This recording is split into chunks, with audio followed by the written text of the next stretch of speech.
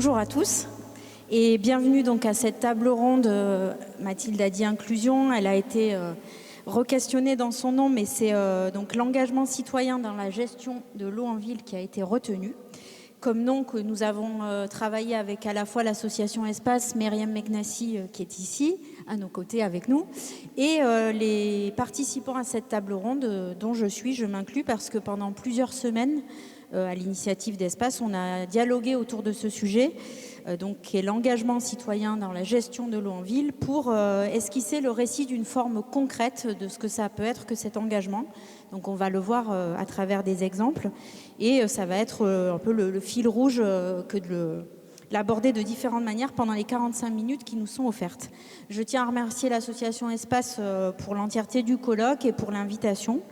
Et puis, on va quand même donc se présenter rapidement. Clémentine Roméo, ça a été dit, du CAUE des Hauts-de-Seine.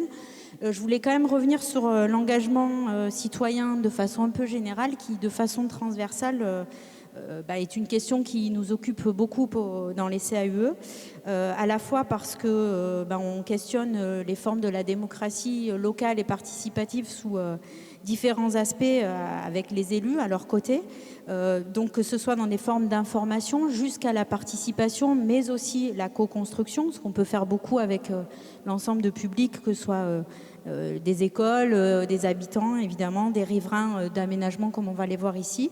Et c'est vraiment cette fabrique de la ville telle qu'elle est pratiquée aujourd'hui, autant dans la conception que dans la gestion et la transmission aussi de ce qu'on aménage, qui est questionnée à travers l'engagement. Donc c'est à la fois comment on associe, qui, dans quel format, et puis surtout dans quelle finalité. Et ça, je pense que ça va être vraiment abordé. Quels sont les objectifs que de mobiliser cet engagement citoyen, quand bien sûr, et je pense qu'il y en a des représentants ici, l'engagement citoyen, c'est aussi une spontanéité, forme de don de soi qu'on peut aussi mobiliser par soi-même, mais quand il faut aller chercher, ça demande pas mal d'imaginaire, d'imagination ou d'ingénierie aussi.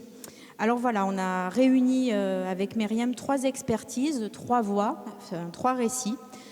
D'abord, vous, Louise Deshaies, qui représentez aujourd'hui, mais vous en faites partie, l'agence Urban Water, qui est une agence donc spécialisée dans l'urbanisme et l'hydrologie. Vous y reviendrez à travers des projets opérationnels qui montrent que ça demande, quand on transforme, de mobiliser et de faire comprendre ce qu'on fait. Avec vous ensuite Judith Friedman, qui est présidente de l'association, fondatrice aussi de l'association Les Ricochets sous les pavés, des ricochets sous les pavés, et qui allait nous montrer comment vous mobilisez et vous aussi pourquoi à travers des pratiques notamment artistiques. Et puis enfin vous, Isabelle d'Horizon, qui êtes conseillère municipale à la ville de Chaville. Je ne dis pas l'entièreté de la délégation, mais vous le ferez avec j'ai dit vous alors que j'avais prévu de dire tu. Bon, c'est pas grave. On verra si ça passe au tu, on se connaît bien. Et qui avait bien d'autres casquettes que celle-là et des engagements écologiques dont vous allez nous parler à travers qui vous êtes et votre profession. Juste quelques mots pour dire que dans ces pratiques, donc, on a voulu réunir, l'idée c'était de parler à la fois de pratiques qui sont scientifiques, politiques, je viens de le dire, culturelles et aussi opérationnelles, et qui sont au cœur de ce sujet de l'eau, en fait, qui évidemment pour plein de raisons peut susciter ou initier des engagements. L'eau comme symptôme et témoin du changement climatique, on a envie de comprendre, de vivre avec ce qui se passe et de s'y préparer, d'anticiper. L'eau visible dans les aménagements qu'on va montrer pour certains aujourd'hui, qui est de plus en plus là sous nos yeux, et vivre en proximité, c'est pas toujours une évidence, donc ça s'accompagne aussi et ça demande un certain engagement de tous. Et puis l'eau qui fait appel à ce qu'on est citoyen, comme ressource, mais aussi comme attachement à son territoire. On va en parler avec des territoires où l'eau est là dans les géographies, les reliefs, et aussi une forme de sensibilité à l'eau qui est un attachement particulier. Chacune, puisqu'on est entre nous, mesdames, va avoir 10 minutes pour présenter. C'est le récit qu'on a voulu composer comme cela. Des exemples, je le disais. Ça laissera un temps entre nous de synthèse un peu de transversale à ce qui a été dit, parce que tout a son importance et tout se rejoint. S'il y a des questions, on sera ravis de les prendre, évidemment. On fera avec le temps qui nous est donné. Je voudrais juste avoir une pensée avec Isabelle, on la partage, et je sais que Christian Piel aussi, pour Thierry Métro, qui nous a quittés il y a 2 ans, qui était un grand urbaniste et hydrologue. Son agence continue à œuvrer aux questions qui vont nous animer maintenant. Et voilà, c'est quelqu'un qui a été précurseur dans les approches à la fois croisées des territoires, des approches comparées, qui était très en avant aussi sur ce qu'est l'adaptation au changement climatique. Et il aurait eu sa place ici, et en fait, il a sa place ici. Voilà. Je laisse la place à vous, Isabelle et Myriam, qui allez présenter à deux voix. C'est très chouette, cette première présentation. Avant de commencer à parler, je vais vous faire écouter le témoignage d'un intervenant qui n'a pas pu être parmi nous aujourd'hui. Donc je vous demande d'être bien attentifs.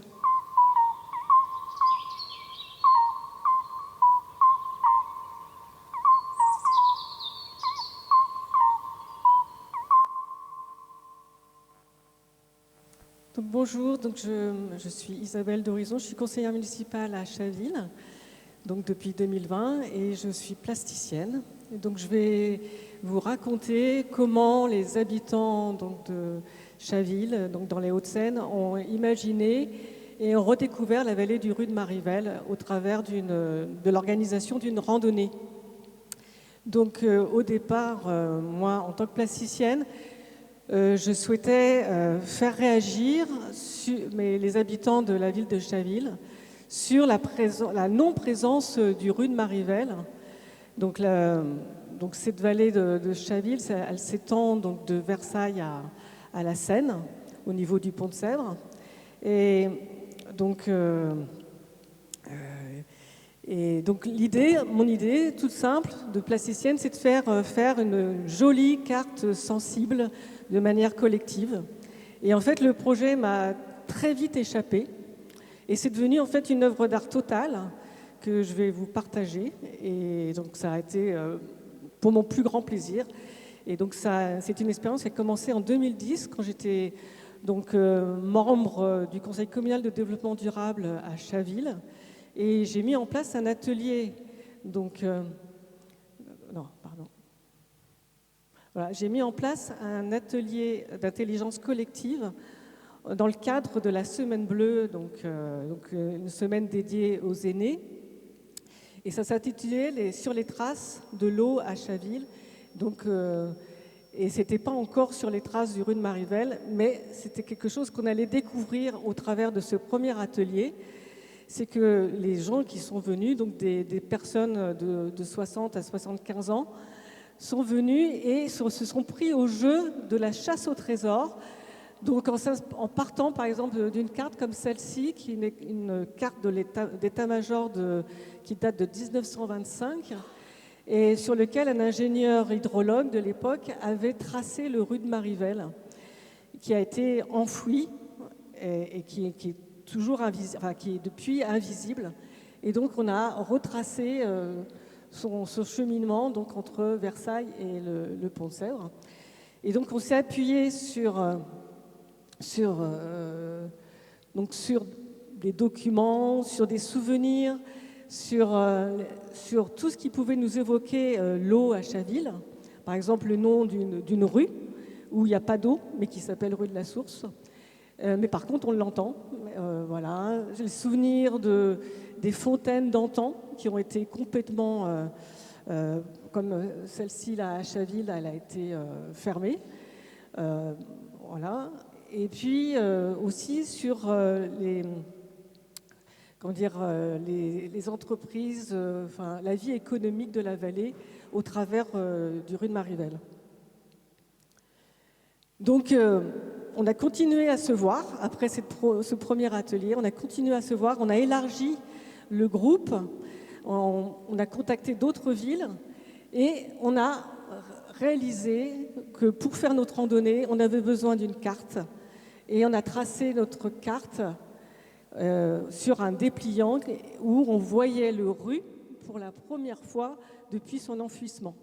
Et donc en pointillé, on ne voit pas bien, mais en pointillé, c'est vraiment ce que nous, on avait retrouvé comme trace.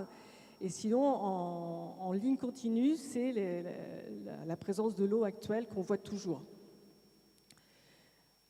Donc on a continué à travailler très en détail avec pas mal d'associations.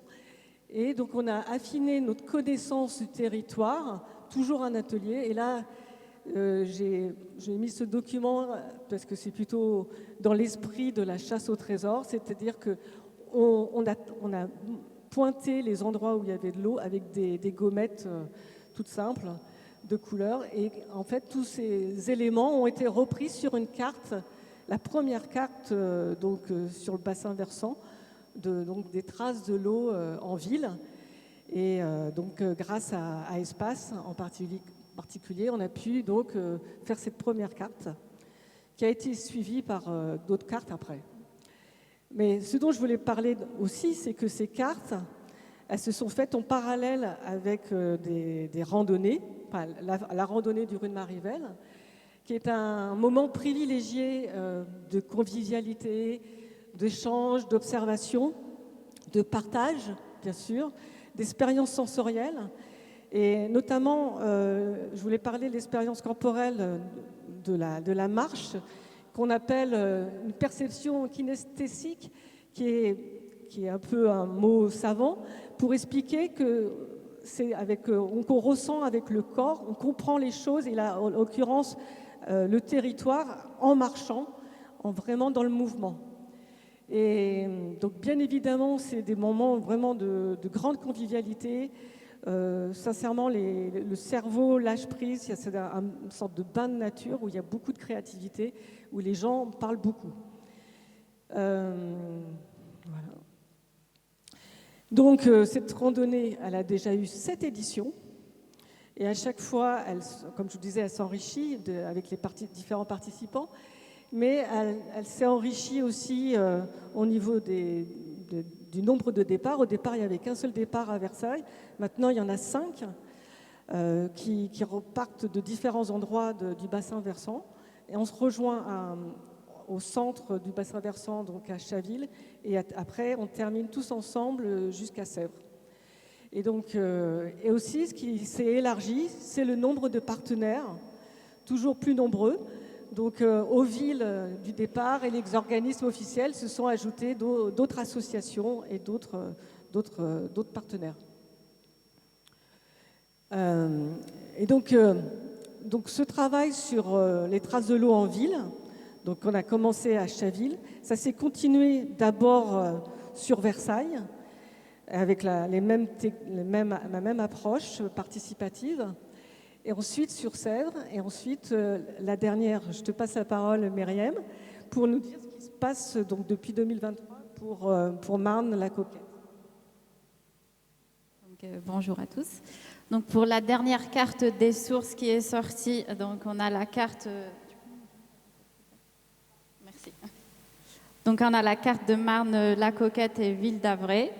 Et actuellement, donc, on travaille sur l'élaboration de la carte des sources et du Rue-de-Marivelle sur les villes de Viroflay et Villizy-Villacoublay. Donc, ce sont les 2 dernières villes de la vallée du Rue-de-Marivelle. Et donc cette cartographie, elle était une vraie demande de la communauté d'agglomération de Versailles-Grand Parc.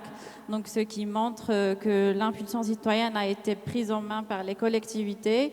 Et donc, dans notre travail sur cette carte, nous voyons bien l'intérêt porté par les citoyens. Parce que, par exemple, on a mis un article dans les échos de la ville de Villizy. Donc, on a mis cet article avec la ville et on a eu plein de retours. Donc, il y a eu des particuliers qui ont répondu et ont même accepté. Ils ont même accepté de nous recevoir pour des visites, donc pour nous montrer qu'ils avaient de l'eau qui arrivait chez eux, donc dans leur sous-sol, à quelle période. Ils ont répondu à pas mal de questions, à nos questions, donc qui nous permettaient de retracer l'eau sur ce territoire. Ils sont aussi intéressés par la suite, donc ils sont intéressés par les cartes qui vont ressortir et de continuer à contribuer à ce travail. Et nous avons ici un autre exemple sur la réponse des collectivités sur l'initiative des citoyens. Donc toutes les données qui ont été recueillies pour retracer le rue de Marivel et les sources et tous les éléments qui constituent la vallée du rue de Marivel ont été importés sur un système d'information géographique et ont été transmis à l'EPT Grand Paris Seine-Ouest, qui ont intégré par la suite toutes ces informations dans l'état initial de l'environnement pour l'élaboration du plan local d'urbanisme intercommunal. Et donc maintenant, je repasse la parole à Isabelle pour qu'elle puisse nous dire ce qu'ils font à Chaville pour les documents d'urbanisme. Je vous laisse imaginer, donc là on est à Chaville, rue de la Source, donc c'est vu d'avion, et on voit comment l'eau peut ruisseler, l'eau du coteau peut ruisseler jusqu'en bas de la vallée, donc sur un axe très important donc dans cette vallée, c'est une départementale qui va être requalifiée. Et donc grâce à tout le travail qu'on a pu faire avec Espace, et les associations, le CIE, la prise en compte de l'eau l'eau va être prise en compte dans cette requalification. Et donc normalement, la source qui est canalisée et qui part dans le réseau d'assainissement va être déconnectée du réseau et va alimenter en eau une rigole qui va longer la départementale et qui après, normalement, retrouvera son cheminement vers la Seine. Voilà. Et c'est tout ce que j'avais à dire dans le sens au niveau des images. Mais ce que je voulais dire, c'est que pour conclure, c'est qu'en partant de l'imaginaire collectif, c'est un vrai travail collectif, coopératif et absolument bienveillant, très enthousiasmant, on arrive à des réalisations concrètes d'aménagement du territoire. Et donc je pense que c'est un cheminement, une histoire. Enfin, vous comprenez maintenant pourquoi c'est pour mon plus grand plaisir que le projet m'a échappé aussi vite. Parce que vu ce que ça donne, on peut être que ravis, parce que c'est quand même très constructif pour le vivant. Voilà. Merci beaucoup pour cette présentation fort incarnée, où on voit que on en rediscutera peut-être, mais le temps long, l'écologie du temps, ça compte dans l'investissement, voilà, et la pérennité et la transmission à des applications opérationnelles qui permettent de gérer les espaces. Mais pour que cet engagement naisse, parfois, il faut le susciter par diverses dimensions que Judith Friedman va nous présenter pour certaines d'entre elles. Eh bien, bonjour à toutes et à tous. Moi, j'ai un parcours plutôt dans le milieu des arts de la rue et des arts en espace public. Milieu dans lequel je navigue depuis 25-30 ans. Avant de monter l'association des ricochets sur les pavés que je vais vous présenter. Ah non, je reviens en arrière. Voilà. Des ricochets sur les pavés. J'ai travaillé pendant plusieurs années au départ avec des compagnies artistiques et ensuite au sein du Festival de l'eau, L'(OH), qui était un festival piloté par le département du Val-de-Marne, donc un festival directement intégré à une direction de l'eau et de l'assainissement qui avait un vaste projet de valorisation de ce patrimoine fluvial à travers 3 axes qui étaient très liés les uns les autres. Un axe pédagogique avec une grosse action en direction des collégiens, un axe plutôt militant autour de la connaissance et des savoirs avec une université populaire de l'eau, avec des maisons de l'eau, des espaces de connaissance, et un axe artistique assez fort que je co-développais notamment. Voilà. Et à l'issue c'est vraiment là que les croisements ont commencé à se faire entre les berges, les ponts, ce patrimoine fluvial et des démarches artistiques, parce que c'est vraiment ça qui m'anime personnellement, c'est le croisement des genres et le croisement des sujets. Et donc à l'issue de cette très belle expérience, j'ai décidé de monter ma propre structure, donc des ricochets sur les pavés. Et donc on travaille à une échelle plus réduite ce qui est intéressant parce que ça permet vraiment de rencontrer au quotidien les habitants, les usagers, les professionnels d'un territoire. Et donc, des ricochets sur les pavés, à travers plusieurs dimensions, mène un travail de programmation artistique dans l'espace public.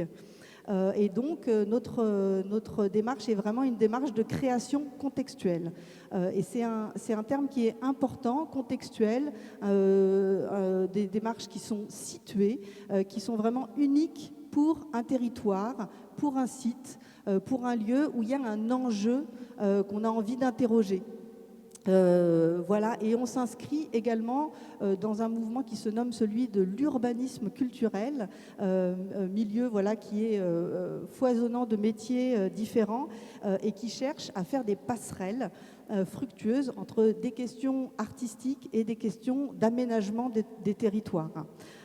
Et donc, Des ricochets sur les pavés a été créé notamment pour porter une saison culturelle qui s'appelle Bièvre Imaginaire. Et comme vous l'imaginez, Bièvre Imaginaire parle de la vallée de la Bièvre. Je ne sais pas si on en a déjà discuté aujourd'hui, mais ça va être le sujet de juste après également. Un sujet passionnant. Une petite carte floue de la vallée de la Bièvre avec l'ensemble du bassin versant. Donc c'est une rivière qui a une histoire très singulière puisque à partir de 1870, elle a été enterrée sur une partie de son cours. Et après avoir perdu son statut de rivière sur la partie entre Antony et Paris où elle se jetait initialement, aujourd'hui, cette rivière a recouvert un statut écologique correct qui lui permet de connaître des projets de réouverture. Et donc, c'est un sujet quand même incroyable, assez passionnant, une rivière qui se réouvre dans des milieux urbains très denses. Et l'idée était, aux côtés des techniciens, aux côtés des ingénieurs, aux côtés des maîtrises d'œuvre, des maîtrises d'ouvrage, d'inviter des artistes à venir travailler ce sujet-là, ce sujet qui est important, des artistes que donc nous invitons sur un temps long. Et je rejoins Clémentine parce que le temps long est vraiment important. On est un peu l'image qu'on utilise souvent, c'est celle du sachet de thé, c'est-à-dire on est en infusion sur un territoire, voilà. Et donc il y a tout un travail, tout un processus. On travaille avec une équipe sur un lieu pendant 1 an, voire 2 ans. Et donc pendant ce temps long, et je crois que c'est le temps aussi de Chaville, hein, on mène un travail d'enquête qui est vraiment important dans ce processus, travail d'enquête où on rencontre des habitants, des usagers, des associations, des professionnels, et les équipes mènent ce travail d'enquête à nos côtés qui va permettre progressivement de mettre en récit le territoire et de venir raconter quelque chose de ce territoire à travers une approche moins technocratique et plus sensible. Et c'est vrai que cette approche sensible qui convoque l'imaginaire, elle est aussi déterminante, et je crois qu'on est convaincus là toutes que cette approche, elle a toute sa place aussi dans la compréhension des enjeux de ce territoire à travers les questions de l'eau. Voilà. 5 minutes. Donc on mène aussi beaucoup de balades urbaines. On a fait des bivouacs dans le parc de Villegénis à Massy. On a collé des œuvres d'art sur le Dallot à Arcueil et Gentilly. Et on a eu la chance d'accompagner aussi, à travers une commande du département du Val-de-Marne, la réouverture de la Bièvre à Arcueil et Gentilly. Je crois que Benoît Kaiser, qui est ici présent, en parlera parce que il a œuvré pour cette réouverture. Voilà, donc on peut être aussi aux côtés des politiques publiques, et ça c'est précieux. Voilà, et je vais vous parler de notre dernière grande aventure. Donc, la vallée de la Bièvre et son bassin versant. Il y a également Saclay et le plateau de Saclay. Je ne sais pas si vous connaissez le plateau de Saclay. Là, je vous ai mis une vieille carte du plateau de Saclay. Donc, le plateau de Saclay qui est entre les départements de l'Essonne et des Yvelines.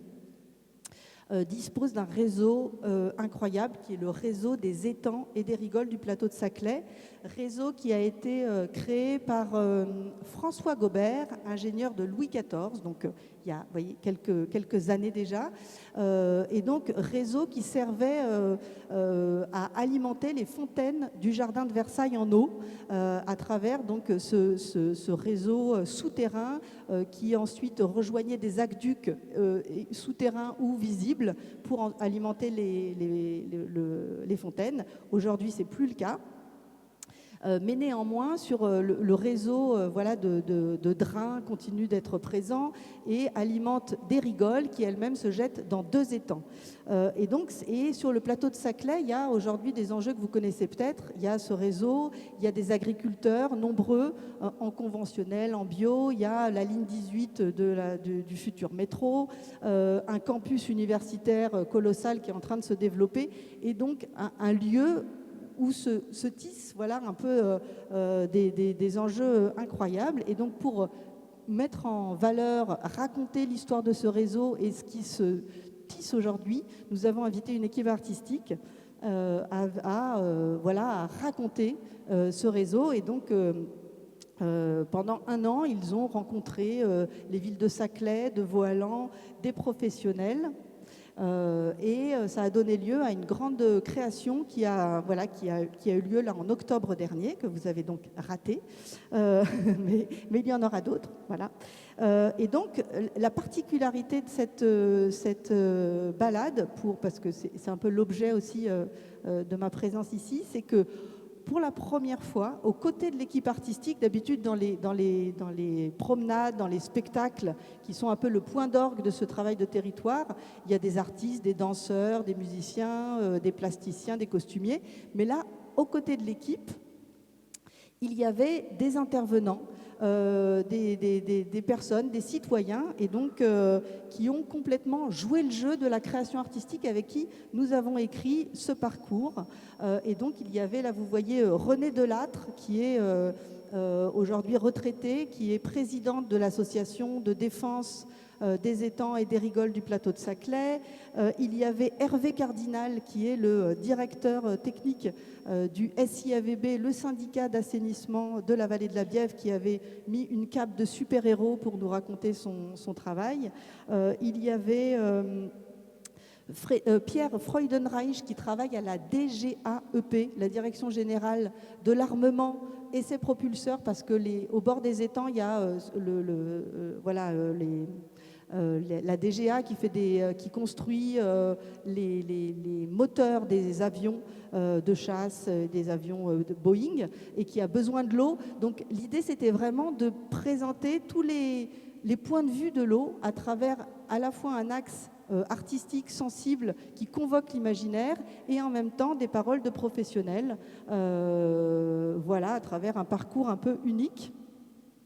Et le parcours se terminait à côté de l'abbaye de Vauhallan avec sœur Claire-Marie, parce qu'il y a une abbaye bénédictine avec des sœurs, qui, elle, a témoigné sur le rapport à l'eau bénite, pour conclure ce beau parcours. C'est très beau de se dire qu'à un moment, on prend place comme ça dans un site, l'approche contextualisée, pour le comprendre, le faire vivre et sortir aussi un peu à la fois dans sa mémoire et son vécu, et à la fois aussi hors de ses postures professionnelles, en incarnant d'autres places par rapport à un lieu donné. Et ces lieux, ça permet de les comprendre, et ça fait partie des diagnostics que les agences comme Urban Water doivent faire aussi quand on arrive avec la commande d'un projet, la commande publique ou privée d'un projet sur un territoire, comment on s'y inscrit, et notamment comment on fait renaître l'eau dans le paysage. C'est un des sujets que Louise va maintenant aborder.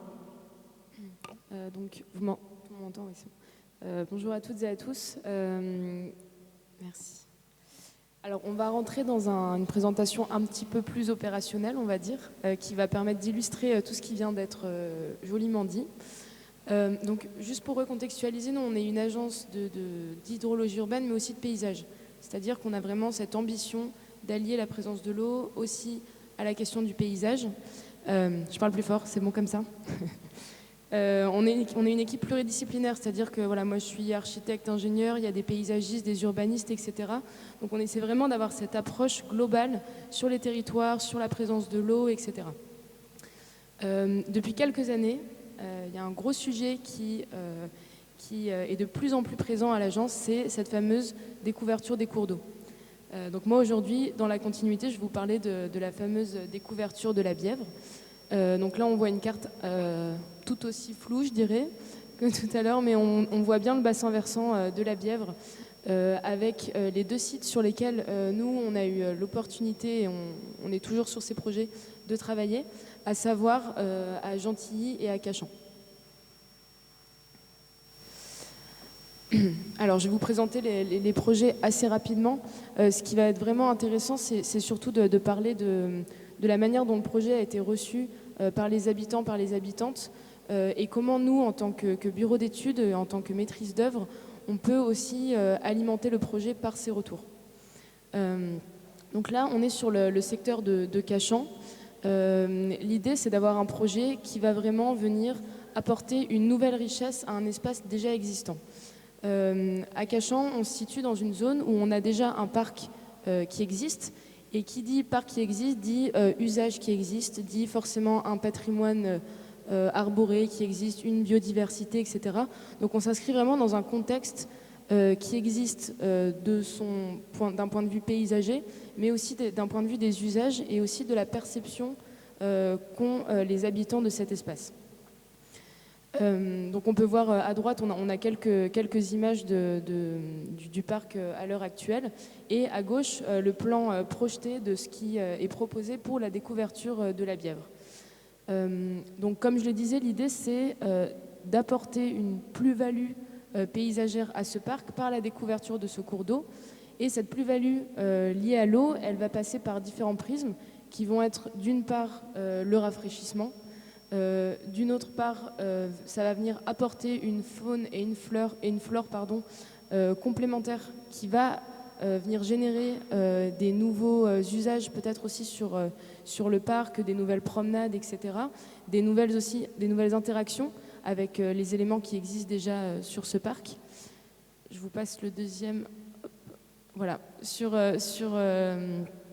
Gentilly, on a aussi la même dynamique qu'on va venir mettre en place en tant que maîtrise d'œuvre, c'est-à-dire comment on part de l'existant pour essayer d'enrichir au maximum cet espace de parc.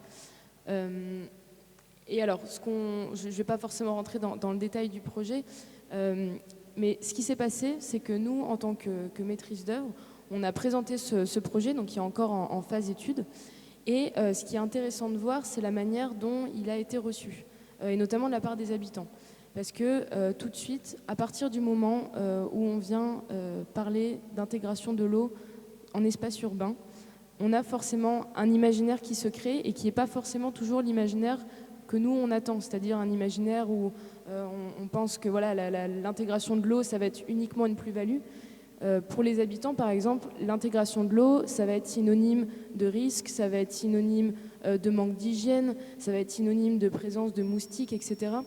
Et donc, nous, quand on présente ces projets-là, on sait qu'on va avoir ce retour de la part des habitants, et comment on essaie d'aller plus loin, justement, et de démontrer qu'au contraire, la présence de l'eau, ça peut être que du positif pour des aménagements paysagers et des aménagements urbains.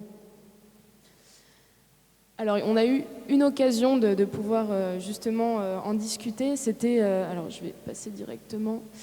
Voilà, c'était pendant la journée annuelle, la fête annuelle de la ville de Gentilly, où Urban Water a pu être présent lors de cet événement. L'idée, c'était vraiment de pouvoir aller vers les habitants, leur présenter le projet, mais aussi discuter avec. Donc, on a pu présenter l'état existant et le comparer à l'état projeté. Et c'est aussi de pouvoir identifier avec eux les usages qu'ils ont aujourd'hui sur le site. On a des cheminements qui existent, on a des retours d'expérience d'habitants qui nous racontent qu'ils utilisent ces cheminements, etc. Et c'est comment nous, on fait en sorte de conserver certains usages existants pour aussi permettre l'intégration de l'eau, pour lui permettre une certaine souplesse. C'est aussi de pouvoir identifier avec les habitants les différents enjeux qu'eux-mêmes ont pu identifier sur le territoire. ou sur leur, là en l'occurrence sur le parc, et ensuite de pouvoir leur présenter un projet en leur expliquant quel diagnostic on a eu nous sur leur parc et comment on a apporté des solutions, comment on a apporté des réponses. L'objectif aussi pendant ces moments-là, c'est de présenter des visuels qui vont permettre aux habitants aussi de pouvoir se projeter un petit peu plus dans ces futurs espaces. Et c'était vraiment un moment assez intéressant parce que ce qui a été fait comme travail, c'était que tous ces documents avaient été affichés et les habitants avaient la possibilité de pouvoir venir coller des post-it avec des remarques qu'ils avaient pu faire pendant la journée. Et à la fin de la journée, on a pu avoir en fait un ensemble de tous ces retours d'expérience lors de cette journée.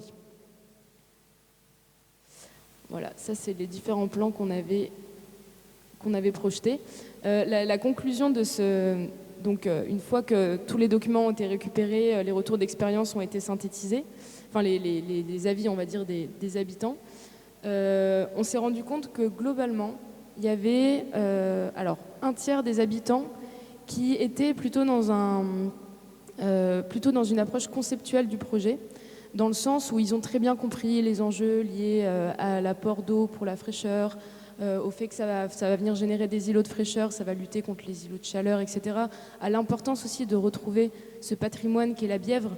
C'est vraiment ça, c'est aussi extrêmement important pour certains habitants. Ça va venir recréer une identité à leur parc, au cheminement qu'ils vont pouvoir utiliser tous les jours, etc. Donc il y a vraiment environ un tiers de cette personne qui était dans cette optique. Ensuite, on a encore un tiers à peu près des personnes qui étaient un petit peu plus, disons, qui prenaient un petit peu plus de recul en se disant, d'accord, c'est bien, mais en même temps, il y a la question du risque. Est-ce que nos enfants, ils vont pouvoir aller dans ces espaces? Est-ce que c'est dangereux? Est-ce qu'on va avoir des moustiques, etc. Mais qui sont des personnes qui se posent encore des questions, et c'est bien de se poser ces questions. Et finalement, une dernière tranche des personnes qui étaient présentes, qui sont plutôt dans une négation assez claire sur le projet, avant même qu'on ait pu avoir des premières spatialisations du projet. C'est-à-dire qu'à partir du moment où on leur dit qu'on va découvrir un cours d'eau, forcément, il y a beaucoup d'angoisses qui remontent, qui sont notamment liées à la sécurité, mais aussi à la manière dont potentiellement ce cours d'eau, cette découverture de cours d'eau, elle pourrait impacter des espaces paysagers qui font partie de leurs souvenirs en fait. Donc, c'est-à-dire d'avoir vraiment une transformation totale de leur environnement et c'est quelque chose qui peut être aussi très perturbant. Et donc nous, c'est vraiment ce travail qu'on mène à l'agence, c'est de pouvoir vraiment prendre en compte toutes ces visions différentes liées à l'eau, liées au territoire, au paysage, et de pouvoir, nous, dans le cadre de nos projets, les intégrer et essayer de les intégrer le plus possible à l'amont des projets. Là, par exemple, pour ces deux projets, on était dans des phases d'avant-projet, de phase AVP. Donc, c'est-à-dire qu'on avait déjà un dessin qui était quand même assez bien défini. Mais ce qu'on essaie de faire à l'agence maintenant, parce qu'on a plusieurs projets de découverture de cours d'eau, c'est vraiment de voir plus loin, plus en amont, pour pouvoir impliquer au plus tôt les différents usagers et usagères qui vont pratiquer ces espaces.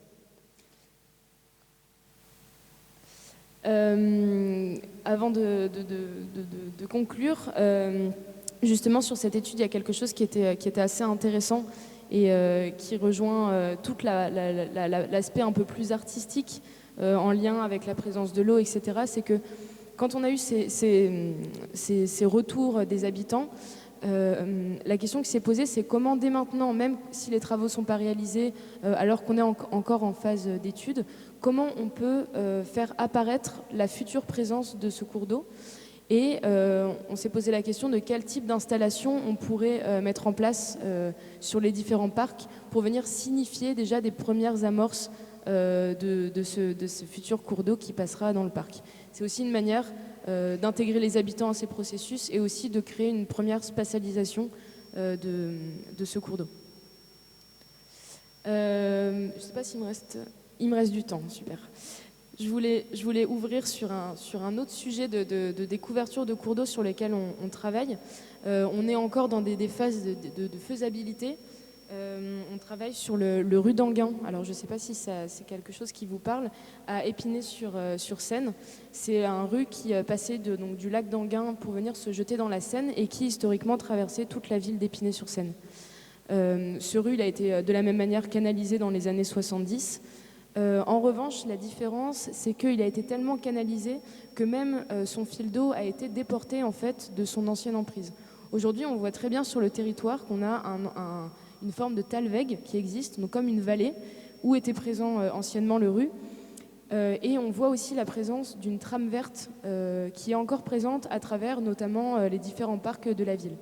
Donc nous, en partant de ce constat, on a travaillé avec la ville sur la faisabilité de préfiguration, de préfigurer la future réouverture du Rhu. Donc pour vous dire à quel point on est cette fois-ci dans un temps vraiment très très long, parce qu'on ne peut pas du jour au lendemain ouvrir une canalisation et se dire qu'on va réouvrir le cours d'eau dans la ville. Et donc là, on va venir vraiment travailler de manière très pointilleuse sur tous les espaces où déjà on a du foncier qui est disponible dès aujourd'hui, pour venir déjà commencer à retrouver en fait une topographie, une géographie, une palette végétale qui va être associée à la future présence du cours d'eau. Et on va dès maintenant essayer d'y intégrer une présence humide, notamment en utilisant ces espaces pour la gestion des eaux pluviales, etc. Donc là, on est vraiment dans un travail de préfiguration et qui mènerait à terme à la restructuration d'une trame verte entre le lac d'Enghien, la Seine, pour venir vraiment générer une boucle qui sera support de plein d'usages, circulation, trame de fraîcheur, etc. Voilà, donc c'est vraiment des sujets qui nous animent et qui sont vraiment très intéressants. Et voilà, je vais finir là-dessus. Merci.